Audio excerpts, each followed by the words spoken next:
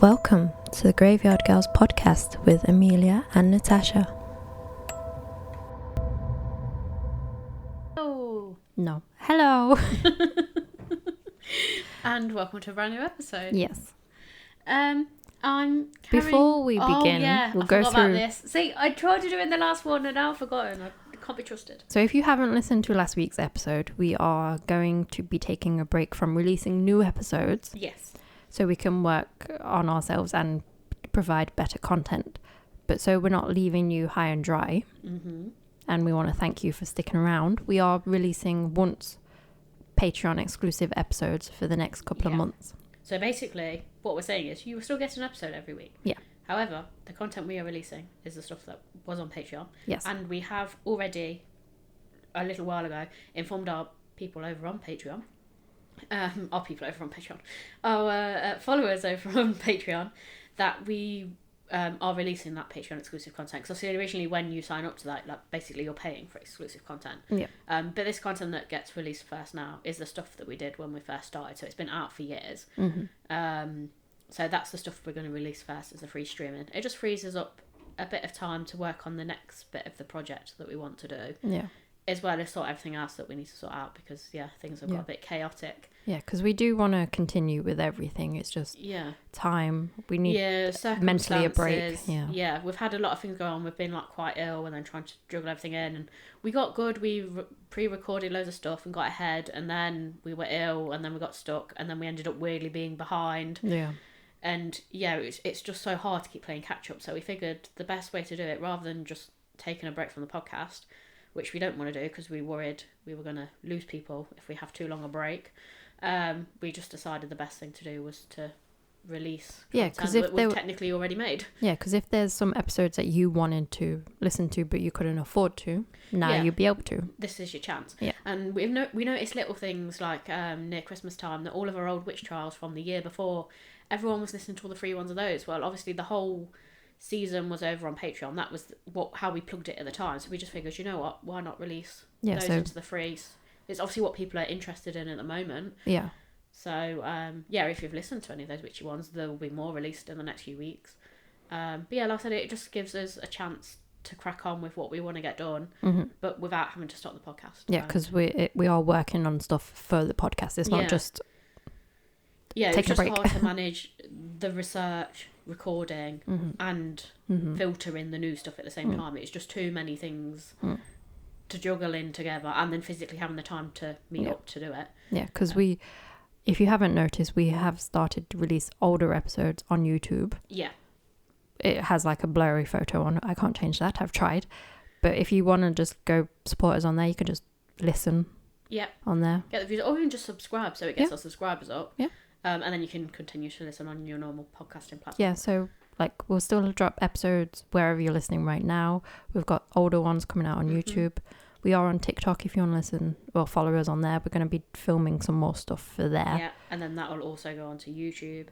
We'll update all the Instagram and everything as normal. So basically, you shouldn't notice much of a difference in terms of there'll still be a weekly episode. It's just that the actual content's going to be stuff that we've technically already released, but you won't have heard. Yeah, sometimes the episode might say Patreon if we've not felt the need to edit it. Yeah. So if it's weird, it might be like that. But yeah, basically it's all content that we've already created. It'll be out, and all it'll be is the topics will be a bit different. So there's still a few true crimey bits thrown in there, but they'll just be less traditional true crime. It's going to be a bit different from what we've already done, basically. Yeah. We'll be throwing in other topics like folklore, weird history, dark history.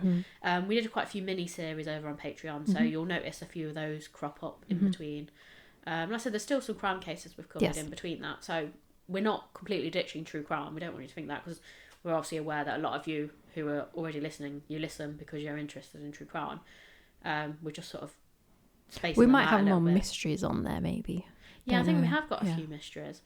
But yeah, we'll try and do it in an order. So it's like 1 week it is true crime, the next week it might be a mystery, the next week it might be like a folklore or something. Yeah. So we'll just jumble it up a little bit for a few months just to give us, like I said, a bit more time to get on top of everything, and then we'll just resume. Well, if it turns out people like the new way we're doing it, then we'll just tailor our future cases to cover all of those topics. But if people aren't quite enjoying it as much, then let us know, and we'll go back to our true crime. So I suppose should probably crack on with the episode. Yeah.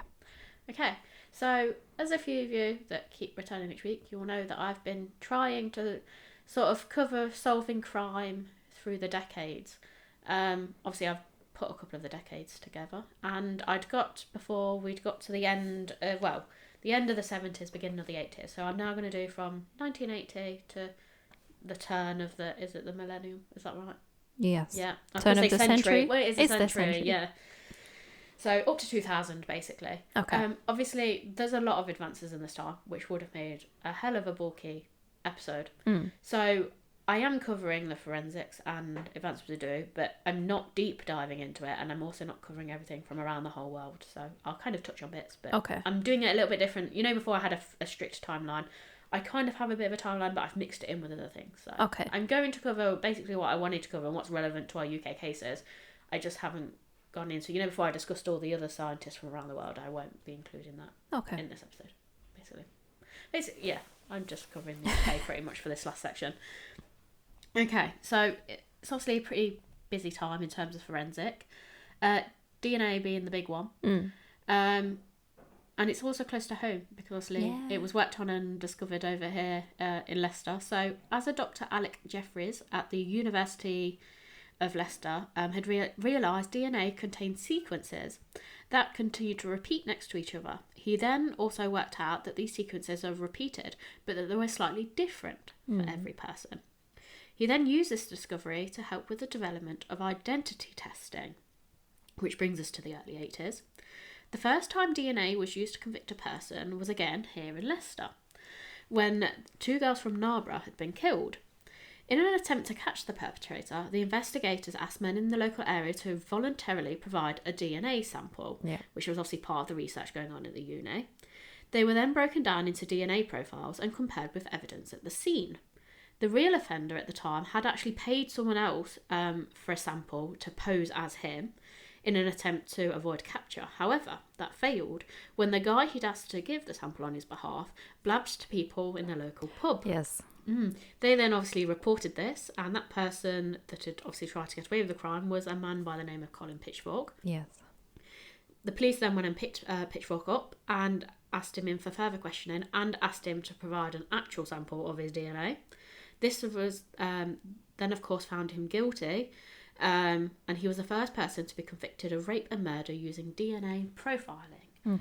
Okay. So then the next thing that sort of crops into this time is obviously CCTV. Now, it has been around for a little time before this, however, it's just used sort of by private companies. So the late 80s, it was a new thing, but only sort of big like factories and things like that, they were using it, as well as some government buildings. So it's not on your end of your street in your lampposts like it is today. Okay. And it took basically the reason they had it at the time was they added the CCTV to go with, I don't know if you remember, well, those of you that listened to the previous episode I covered in this series, we had the alarm systems that had come into use in like the 50s and 60s and 70s. Basically, the CCTV came around to work alongside those, so alarm was set off and it would then trigger the camera. So it wasn't CCTV in the terms of how it is today, where it's like on all the time.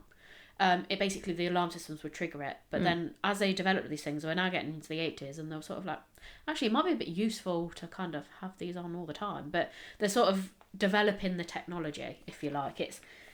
They have made the advances, but I don't know, it's not at its peak. Okay. Let's put it that way. It wasn't until the very late stages of the 1980s when places like parking garages and council estates owned by local authorities started to make use of them. But by this time, other countries outside of the UK had been using CCTV to convict criminals, but here in the UK, we were mostly using it for security and for public transport. So things like we'd have had it in London for possible bomb threats and things like that. And for crowd control at major sporting events. So they were the main places where we sort of basically, they'd have a security place somewhere and the camera would be on all the time during these sporting events, and they'd obviously manage it so they're looking out for possible, starts of fights, riots, that sort of thing. But in terms of generalised crime, we still weren't using it for that. And then if there was an incident, if there was a major thing to hear, a riot at a sporting event, and then it went to court, they would use the evidence then. But in terms of your day to day, they weren't using CCTV to convict criminals, but other countries were at this stage. Okay, so we are using it, but Not a lot. Yeah. Okay. And not probably to the benefit. However, by the 90s here in the UK, we'd obviously expanded on this, realising, one, we'd watched what other countries had done and how useful it actually was. And two, we were kind of like, well, if it works there, we'll do it here. But I think part of the reason it took so long to come over here is I think a lot of people were about the whole privacy thing. Like, you lose your privacy by being watched all the time. By Big Brother, yeah. Yeah, and I don't know, a lot of people here are a bit like, no, we're not doing this. And then it's not until, I don't know, one of those people's family members gets killed, and if they'd had CCTV, they could have solved the crime. Then all of a sudden people are like, oh, actually, for our safety, it's quite a good idea. Yeah. So by the early 90s, we'd expanded it, and we're using speed cameras and red light enforcement. So, you know, the ones that sets the traffic light. So if you're naughty and go for a red light, it flashes you. Yes, my sister. Mm-hmm. During this decade, the UK spent 3/4 of its crime prevention budget on CCTV. So it went from like not really using it to like we ploughed everything into it, which benefits us now. But at the time, they were like, what the hell? All the money's disappeared. All of England's major cities had video surveillance systems in their city centres, and however, it wouldn't be used for facial recognition until we turned the century into the early 2000s. Yeah, because it'd be too early. Yeah, it wasn't that advanced to zoom in. So like, it was more like it was very grainy. Yeah, you can't really. Shadow. Yeah, it's a shape of a man, and it's like, do you recognize this man? Yeah, and I think it's very interesting. Obviously, that was like not too long ago, but then now look at the CCTV now. It's on everyone's house essentially. Yeah, and you can link it up. So like now, you think about it, you could leave one place and then you link it up with the CCTV around the corner, and you can make like timestamps. So you could literally follow someone's journey all the way home. Yeah. Whereas even in these times, like, yes, the city centres were investing in stuff, but then you might have a gap of half an hour, and you've still got a gap. You've got to account for that time. Yeah. But yeah, so it wasn't it emphasis. We were a bit. It's weird. The actual technology itself, we were developing a lot of it, and we were kind of advanced, but we weren't using it to solve crime, if that makes sense. That's where the other countries were ahead of us. Yeah. Because they decided. I think it's more places, you know, like America, like New York and stuff. Obviously, they'd had a lot of terrorist threats, so that's how you kind of need. Yeah, I think we needed a bit. We were inventing it, but it was a novelty. I think we were probably just like, this is what it could do, but we're not going to do it. Yeah, and also I think there's a massive change in like the types of crime. So like after the war, we saw a massive shift in the types of crimes that are happening. Again, this is happening again now. So before, like, you'd like to think of it talking, yes, the CCTV, it would have been a brilliant idea to have, but actually the types of crimes that were doing, there were more people about, so they were being witnessed by people. Yeah. Anyway, and yeah, I don't know. I think the whole society as a whole changed, didn't it? Yeah, so it's always it's an ever-evolving thing, isn't it? Exactly. Okay, so we also have during this period, obviously, the invention of, well, it's not really an invention of the mobile phone, but basically we already had the phone, but people are making them portable. Those massive bricks. Yeah, they were like, it's not a mobile phone as what you think for it today. You don't have all your data and all that stuff. It was a big brick phone, and I think pretty much only businessmen really had them. That's what I was thinking. You know, when you watch like movies from the 80s, it's like some businessman in a city, yeah. Or they even had like car phones. Yeah. They were around before, because they'd had them from the police radios, but then they still didn't work very well. Like if you went in a dip, they didn't work anymore. It's just strange how it's like we kind of move in this direction, and then it's like, well, that didn't work, so we don't have the car phone anymore. Yeah, which is I don't know. It's weird, isn't it? It's strange. But yeah, so obviously they did help in terms of policing, because I read about a particular case. I won't go into the massive details of it, but basically I was reading a thing about a police officer, and he was saying about when the early mobile phones came about, like he did have one, but they weren't like widely used by people, and he was at a crime scene and basically his police radio wasn't working.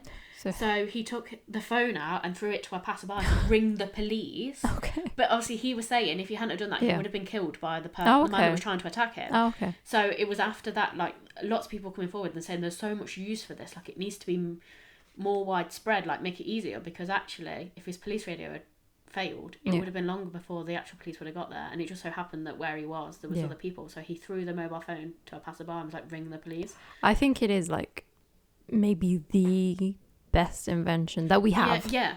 Well, like I said, so it's not just for the police, but even passers-by. Like, it's easier for you to report a crime. Because obviously, yes, we've got phone boxes, but they were few and far between. Well, there were more back then than what there is now. But, like, there were still quite few and far between. Like, you've got to run to a phone box. And then you got to put the money in. And then you got to dial the number. It was free if you rang emergency services. Oh, okay. Because otherwise... Yeah. Okay, that makes sense. I've never had to phone via a payphone, so I wouldn't... I think we did... When I was a little kid, we still used them. Is that why they were always like, if it's not an emergency, don't phone us? Because lots of kids would phone... Okay. Yeah, that makes sense. Because, what if you don't have the money? Yeah, the person would die. It makes sense. But yeah, so it's basically that thing of both in terms of reporting crime, you can report it quicker because like you've not got to go and run and find a phone box first, in which time the burglar might run away. You've got to take out the massive antenna. Yeah. They were huge. It was. And like I said, it wasn't foolproof because there's still lots of areas that it hadn't covered. But at that point, I think there was only 2 phone providers. I want to say it's something like O2 and then BT. Basically there was only 2 providers. So even then, it wasn't very... it wasn't foolproof, but it was definitely advancing. And as obviously that sort of changed. However, obviously as much as we could now obviously contact the police, all the other stuff. It also kind of changed the crimes or the way people were sort of committing crimes, I think, a little bit, because there was a big scandal, especially in the middle of the 90s, not here in the UK, but over in America with the whole wiretapping and the phone tapping thing. And obviously now that we had mobile phones, it meant they produced cell data. So I want to say it was the O.J. Simpson case. It proved, because his phone was ringing in one area, it proved he was somewhere that he said he wasn't.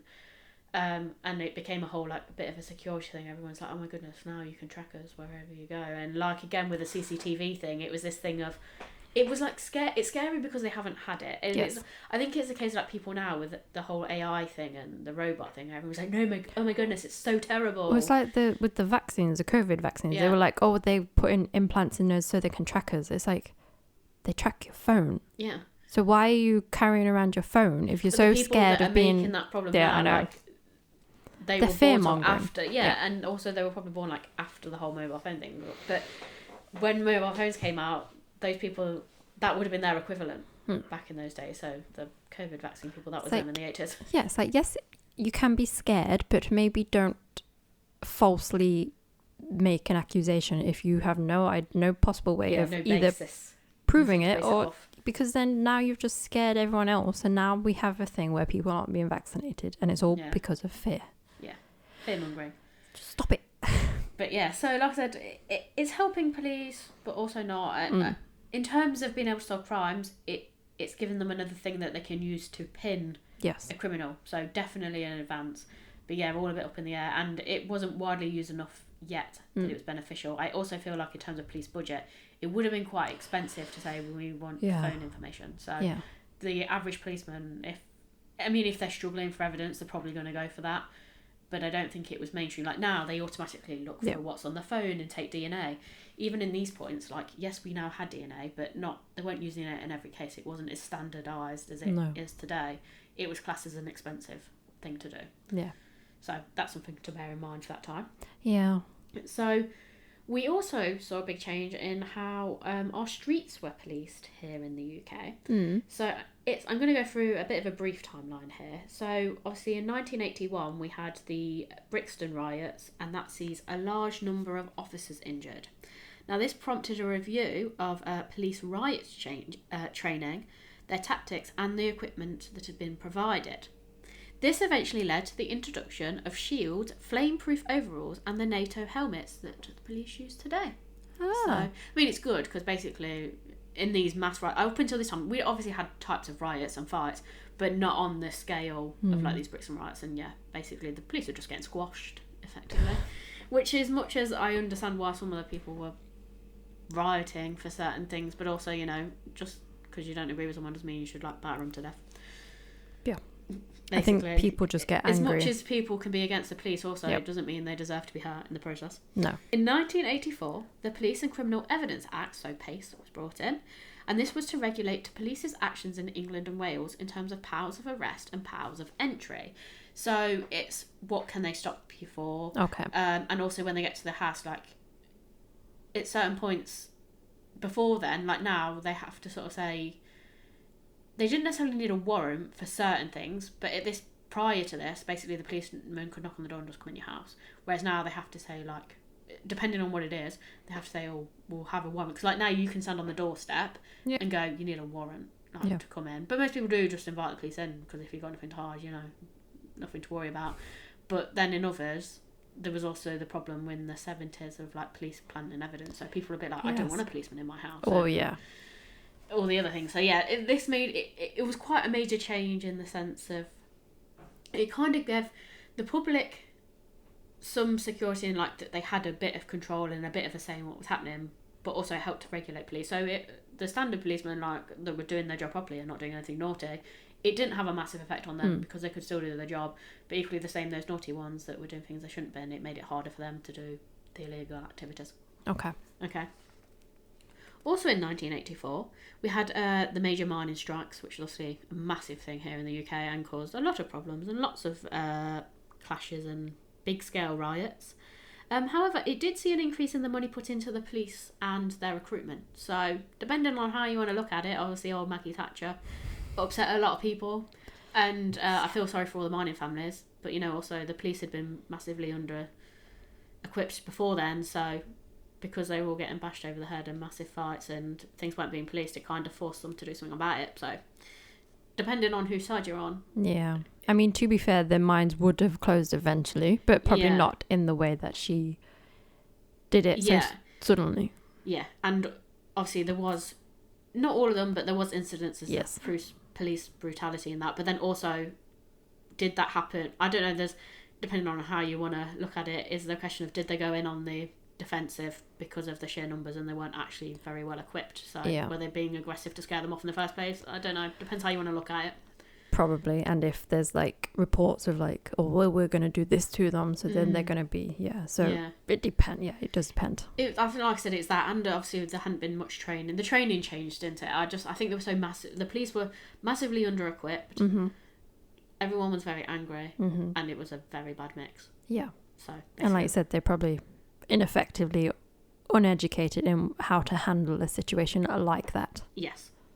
So caused quite a few problems. Yeah, it's probably just like that's maybe someone's first job. They just walked in from be like, I want to be a police officer, and then no training. Yeah, and then all of a sudden find themselves in the middle of a riot the following morning.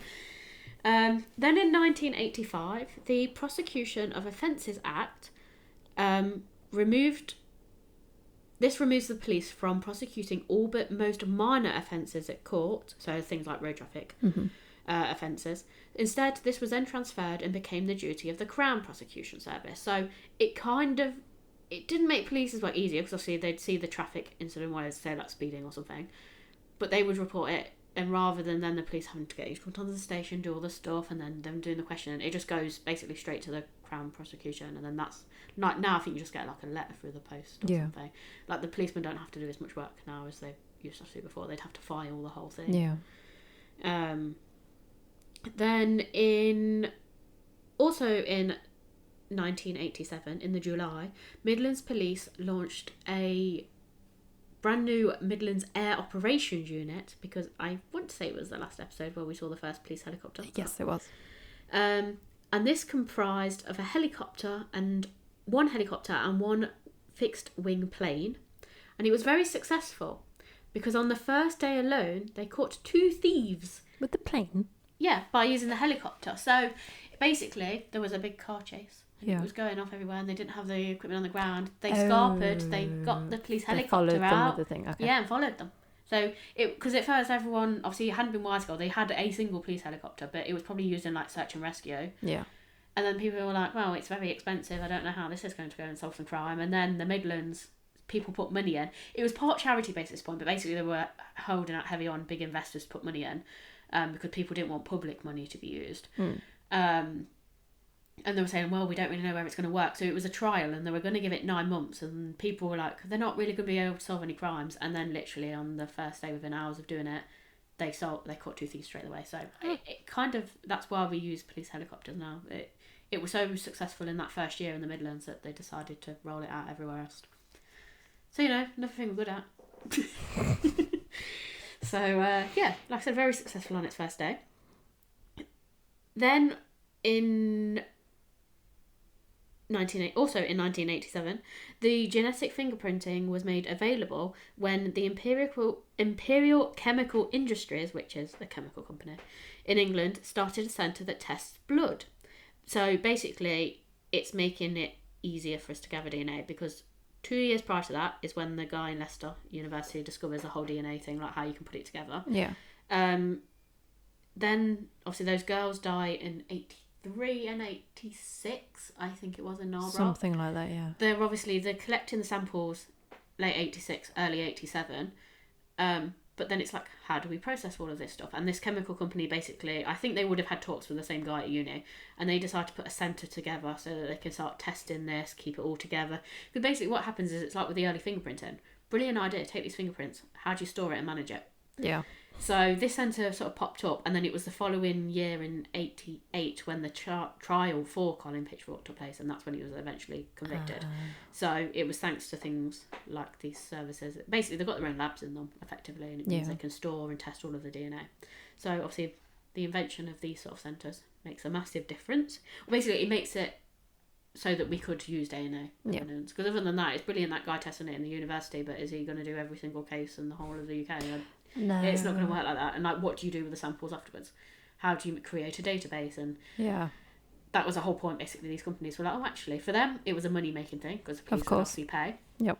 But also, well, it helps society on a whole, doesn't it? So, you know, pros and cons. It's expensive, and needs doing, but now in the long run, yeah, you kind of need it for everything. Well, yeah, well, pretty much. Police-wise. Yeah. So in 1989, the West Midlands Serious Crime Squad were disbanded, which I will discuss in a moment, because I obviously mentioned them in the last series, but didn't cover them because they don't do naughty things until now. And you called it the Crime Squad, not the Crime Squad. I don't know why I keep doing this. It was like, I was having a conversation the other day, and it's a treasure chest. Treasure chest. I don't know why. I don't know. My brain's broken, I think. Okay. I might have given someone a good giggle today. Anyway. It might be the R's. Maybe. Oh, I think I'm just a bit special. In 1990, the Met removes its height requirement for constables, because obviously when we discussed in the last episode, they had to be a certain height. But that's scrapped now. Yeah.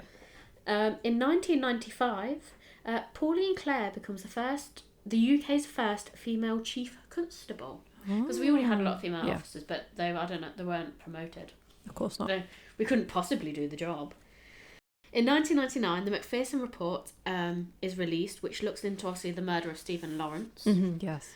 Which is a major one over here in the UK. Yeah. That obviously highlighted the major issue of the fact that the Met was racist. Yeah. Or as they, in quotes, I can't even say this word, institutionally racist. Ah. Yes. It would obviously, this case later on, but not until after 2000, it remains a major one when it obviously is linked to the whole double jeopardy thing and gets overturned. Yeah. Obviously, I've covered the little timeline now from the 80s to the 2000s, and now I want to go into detail of the West Midlands Serious Crime Squad. Crime Squad. Okay. So basically, it was a Midlands policing unit that operated between the years of 1974 and 1989. It was forced to disband after an investigation revealed general incompetence. I nearly said incontinent. It might be some incontinence as well. I mean, there could be. Abuse of power, as well as their involvement in wrongful convictions. This included high-profile cases such as the Birmingham Six, so the pub bombing. Oh, yeah. And the Bridgewater affair, which was the murder of a boy called Carl Bridgewater. And that ended up being a wrongful conviction, I believe. Okay. In its early days, the squad was involved in the investigation of the Birmingham pub bombings in 1974, which brought it its national attention. The squad continued to investigate anti-terrorism until 1979. Then in 1979 to 1980, they investigated a series of armed robberies known as the Thursday robberies. So basically, after a new anti-terrorism squad was brought in, they stopped doing the anti-terrorism and moved to armed robberies. Okay. The Thursday robberies, it's basically robberies that took place on a Thursday. Yeah. They were like big like bank heists, or they were also known as I think the Thursday Gang is the same thing. I think it's the same ones. By 1982, the squad's number of arrests were on the decline, and this put them under a lot of pressure. They stated it was because criminals were becoming more sophisticated and were less likely to confess. Okay. However, obviously, that's not really an excuse. No. They just weren't working effectively and started doing naughty things. So by the mid-80s, the squad was seriously underperforming, which pushed them to do some naughty things like interviews without recording them, interrogations, torturing witnesses. Yeah. So it's like they're underperforming, and rather than actually looking at what the issue is, they make up some bullshit excuses and then start attacking everyone. Okay. So they're doing what your stereotypical bad police officer. Yeah. What you see in like films, movies. Yeah, they're all based off those late 70s, early 80s, effectively. They're put under pressure, so they're trying to cut corners by like planting evidence or not recording interviews, and in those interviews they're saying or doing something that they shouldn't be doing. Yeah. The person then agrees to confess. They tape the confession. Okay. Yeah. In 1984, the squad began to rely on something known as supergrass evidence. That's basically an informant. And after a number of convictions were being overturned, it called into question a large number of the squad's officers. So they had a short period in the like early to mid 80s where they boosted some convictions in some areas and like, oh, this is weird.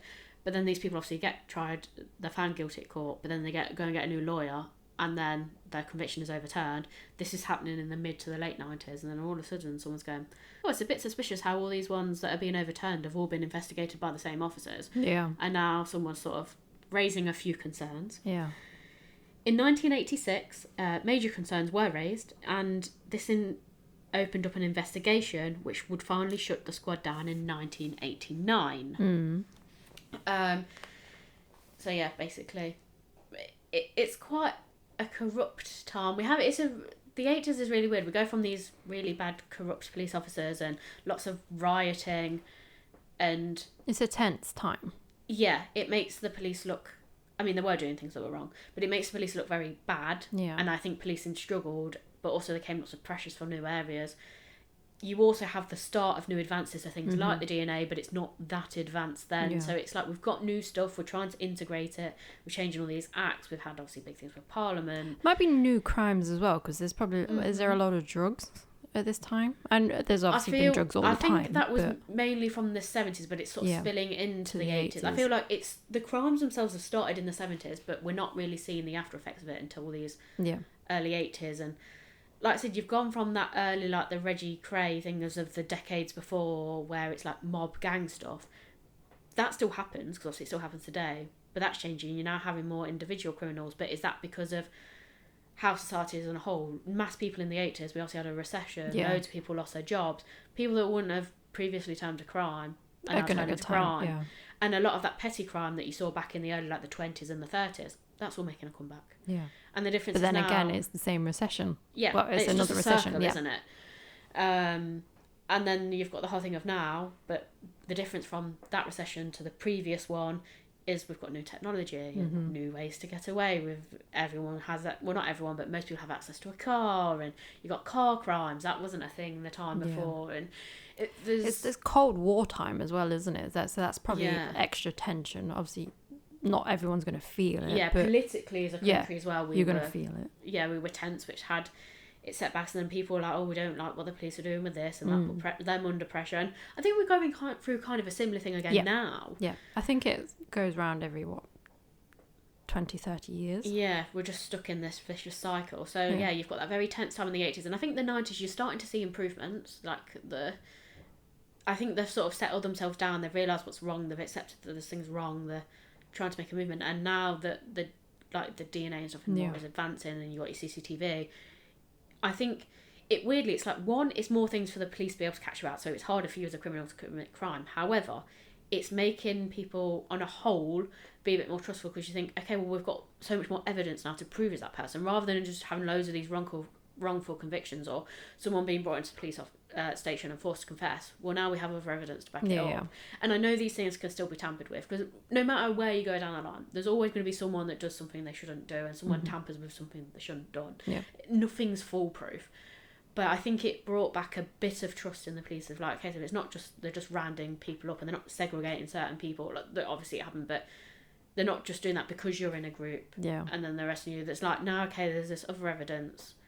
We're proving why we've arrested this person. Like, I don't know, the evidence backs it up a bit better now, I think, in the 90s. And you see a bit of a shift in the sense of, I think that's how the police managed to gain a little bit of trust back, was the types of evidence they were using. Yeah. Not that it's foolproof. I don't know, it seems a bit more...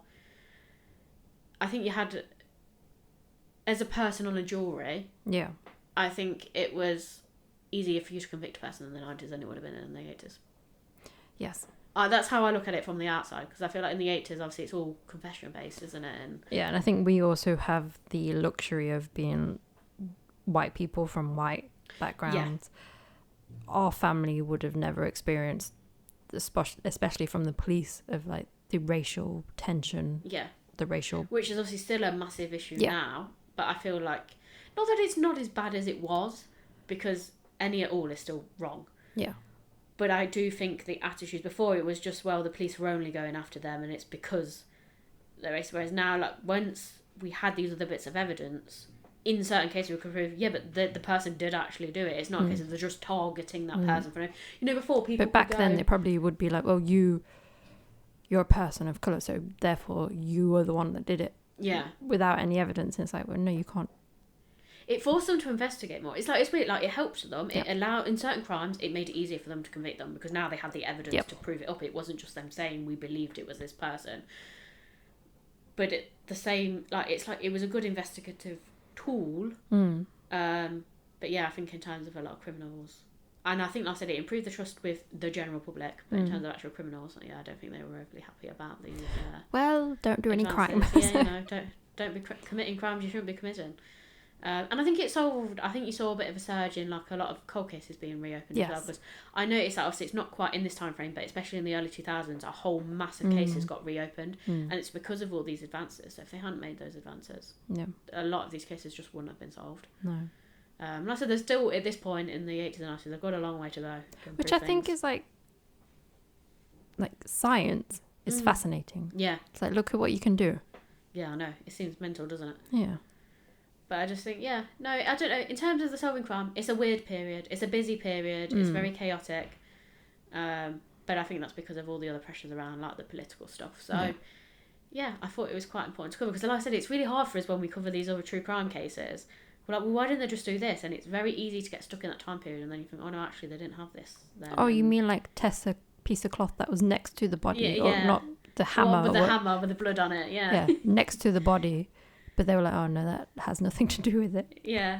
But then again, that was the attitudes at the time, wasn't it? It's just how it was. And for us, it just seems mental that they wouldn't even consider it. But then I guess at the time, whatever it was. I mean, some of it was genuine incompetence of the police officers. But then there's other bits where you think, but if they were taught in a certain way, did they not think to look for it and all that sort of stuff? I just think it's been an interesting sort of mini-series to look at. Yeah. Because there's lots of things where we looked at it and we're like, how was that a thing then? Or how was that not a thing? And... yeah, it seems mad. Like, even this with the CCTV, you presume, because it's been around since, like, I think it's been around since, like, the 40s. But you think... there's probably more spy stuff. Yeah, but it was as well. It was just... and then we got to, like, the late 50s, early 60s, and they were using it, but only in conjunction with those alarms. So the alarms would trigger the cameras. And to us, it seems madness that that's just how it was. It is a rumour, and it's not over here, so it might not apply, but there's rumours that Marilyn Monroe's house was wiretapped. Oh, yeah, I've watched it. Either by the Kennedys or by the FBI or the CIA, one of them, or the Russians. Maybe. Yeah, because she was supposed to know something politically, wasn't she? Yeah. And people were saying that that's why she was killed, blah, blah, blah. It was, I've watched a few conspiracy things on that. Which is like a healthy conspiracy. It's not harming anyone. Yeah, it's interesting, but also, like, there's a lot of the elements plausible, which is where a lot of other conspiracy theories really piss me off, because I think, well, now you're just being really stupid. Like, that's not a thing. Because obviously people were wiretapped. Which is, again, then when it changed from the wiretap, and that's when it then all changed, you know, like the whole mobile phone thing. Because everyone's like, oh my god, it's another way they can hack us. And now no one can leave their phone. Yeah. But yeah, like I said, I don't know. It's just a massive shift. It just seemed mental that they weren't... I just think... we obviously know CCTV's been around, but you just think, why, if they were inventing it for all these big companies, why did they not have it in the streets. But then again, it was the whole public thing, because like now putting up CCTV, it comes out of public money, or the ones on the streets. Whereas back in like the 70s and 80s, if you suggested that to them, they were like, no, that is not what we're spending our public money on. Yeah. And it was an uproar. It was like it was an invasion of privacy and all that thing. Whereas to us now, we appreciate the use of it. Now they're using our tax to put stupid concrete on the road that is not even. Yeah, they're not even fixing the roads properly, but also they're. It's not even to fix a pothole. It's to fill in where the bike lane is. Yeah. They put in lots of like tube things during COVID so the bikes could go on the road, even though the bike bit on the road was already there. Now they're just putting concrete blocks there instead. Yeah. Why? And also we're doing the whole HS2 thing, which is already massively overspent. And it's like, yeah. Okay. Yeah, because we've lost billions. Yeah.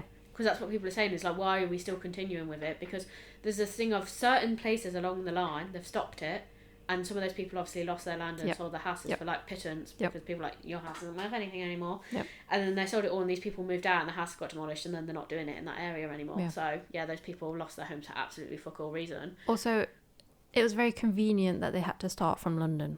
Yeah, oh, obviously. But if all you those start in the the south top get more than down, those in the north, if you start the top down, maybe. They're not going to do that, No, because the rich people live in the south, and they're the ones that need to use the thing. What? So we can get to London? What? In an hour? We can get to London in an hour anyway. Yeah. Great. Basically, what they're doing is they're just taking out the bends to make it even faster. Which, if they just ran more regular trains and instead of building the HS2, if they use that money and put it into the current. Yeah, and if they reopen some of the old stations where they'd stop stops, if they actually invested that money into staff, we wouldn't be having all these current train strikes that we're having. But, you know, apparently no one thought of that. Or, well, actually, people did think of it, but it was the poor people that thought about it. And the rich people that are in London that wanted to cut their time by 10 minutes or something. Yeah. They were just like, their idea was better. But, yeah, we've already spent, like... Look at how smooth the London Underground is. It's like hundreds of billions. You've got constant trains. Yeah. But HS2 has already cost hundreds of billions. It's already cost more now than what they said the whole thing was going to originally cost. And all it's done is from... we've not actually even halfway through it. London to, like, what's the city closest to London? That one. Yeah, they have made some of it improvements as far up as Birmingham. Yep. But not the whole thing. Yeah. So, yeah, they're not even, like, halfway through it. And they've already spent, like, triple the original budget. And, yeah... Now they've turned back on it, and some bits are saying it. Especially, it's the bits near like Leeds and that. I think they basically said they're not going to do those bits anymore. So you're like, oh, okay. So yeah. They shouldn't have done it so like it all gets filtered down to London. Place. No, we didn't. We don't need any more in. I'm sorry, London. But even when I remember when they were projecting the times at the beginning, it was going to cut it by like 10 to 15 minutes. Like, who the fuck can't get up 10 to 15 minutes early? And if you can't, I'm sorry, it's your own fucking fault. Like. There's no really need for isn't reducing it, and it's still filtering everything down from the north to the south. Yeah, maybe spread it all out a bit.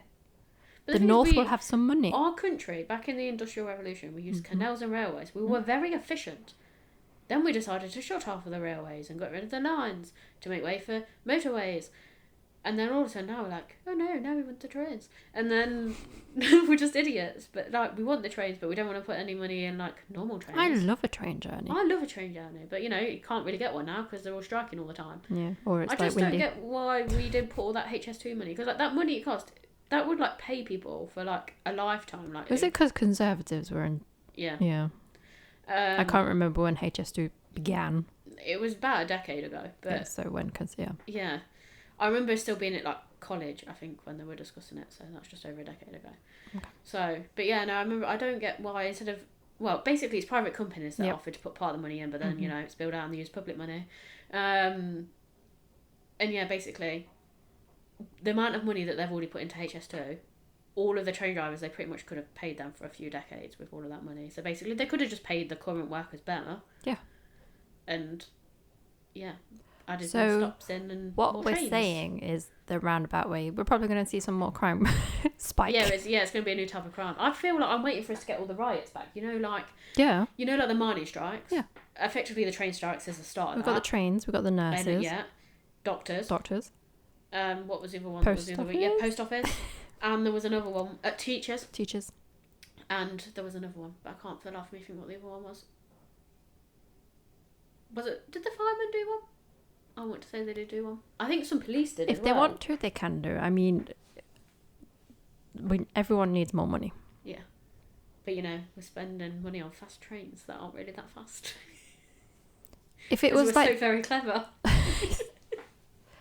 So yeah, I think you'll have to come back to this in like 10 years' time and be like the 2000 to 2020s. Yeah. Yeah. But yeah, I don't know. World's gone mad, Natasha. Yeah, it's always been this way. Yeah, we just go in these horrible circles. Yeah. I wouldn't say there's a light at the end of the tunnel, but we don't have any tunnels That's anymore. death. So knock them down. Knock them down. Oh, they kind of had some tunnels for HS2, didn't they? Yeah, that's what they're trying to rebuild because they got rid of the old ones. Stupid. Like, I get it. Like, when we moved from trains to cars, we were like, yeah, we're just going to be using cars and lorries now. We won't need the trains will die out.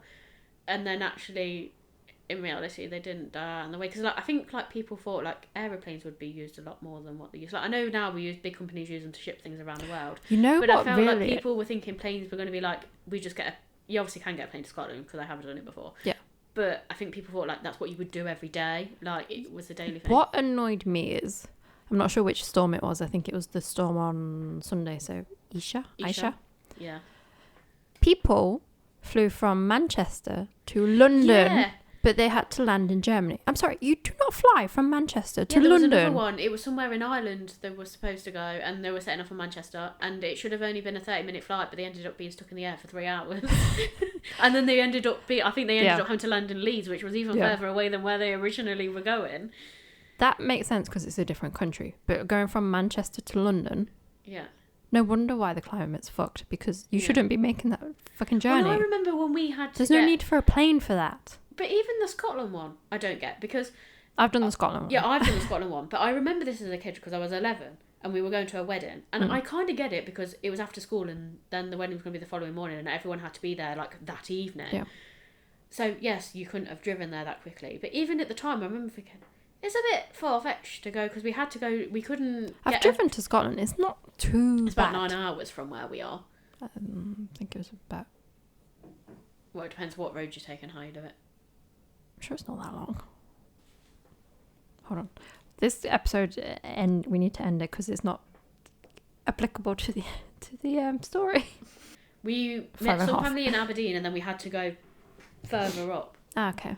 It takes 5.5 hours drive-wise to Edinburgh. Okay, so not too bad. We need to end this episode because this doesn't fit. Very distracted.